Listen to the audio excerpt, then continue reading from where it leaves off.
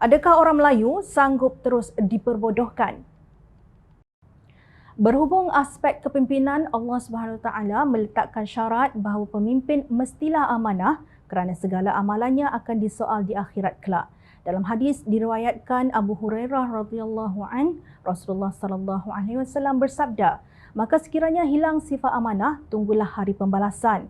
Abu Zar berkata, "Bagaimanakah hilangnya sifat itu?" Baginda bersabda, "Sekiranya tampuk kepimpinan jatuh kepada orang bukan ahlinya, maka tunggulah hari pembalasan." Nabi Muhammad sallallahu alaihi wasallam memiliki sifat merendah diri, sangat berintegriti, jujur dan amanah sehingga diberi gelaran Al-Amin yang bermaksud orang amanah. Malangnya pemimpin Perikatan Nasional gagal mencontohi sifat Rasulullah sallallahu alaihi wasallam walaupun kononnya memperjuangkan Islam sebagai agama orang Melayu. Golongan yang bukan ahli ini sudah diberi pembalasan di dunia oleh Allah Subhanahu Wa Taala apabila mereka hilang peluang untuk terus memegang kuasa pemerintahan. Adakah mereka insaf? Sama sekali tidak. Saban hari gerombolan ini mengolah plot tebuk atap untuk menjatuhkan kerajaan.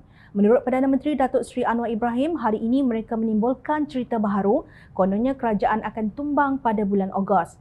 Jangan dengar dan termakan dengan cerita itu. Ketika ini kita cukup kuat, utuh dengan semua kepimpinan parti dalam gabungan kerajaan perpaduan sepakat mempertahankan kerajaan sedia ada. Tegasnya pada Majlis Ceramah Arus Merah Kuning Sempena Pilihan Raya Negeri Selangor di Subang Bestari baru-baru ini, lapor bernama.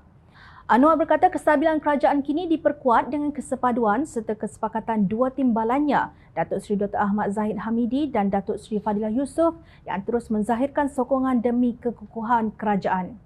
Beliau yakin kestabilan kerajaan juga bertambah utuh menerusi komitmen semua ketua parti dalam gabungan kerajaan perpaduan sama ada Pakatan Harapan, Barisan Nasional, Gabungan Parti Sarawak GPS, Gabungan Rakyat Sabah GRS, Warisan serta parti-parti politik lain.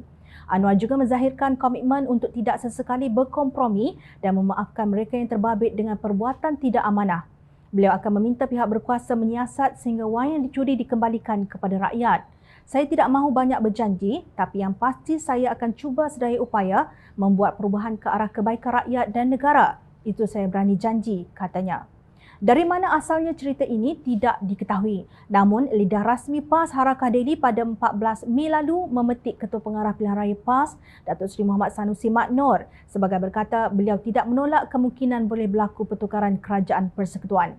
Saya mendoakan ia jadi kenyataan. Jangan tanya saya bukan ahli parlimen. Kena tanya ahli parlimen. Ujarnya seperti dipetik Harakah Daily.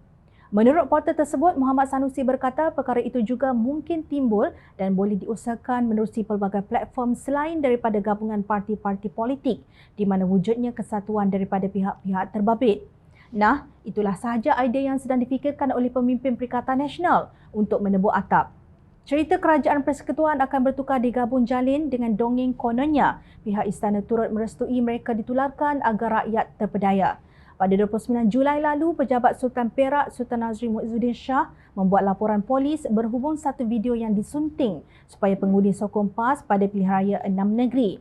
Melalui kenyataan media, orang kaya Bendahara Seri Maharaja Tan Sri Muhammad Zahidi Zainuddin berkata, Sultan Nazrin tidak sama sekali memihak dan jauh sekali daripada memberikan sokongan secara terbuka kepada mana-mana kumpulan politik.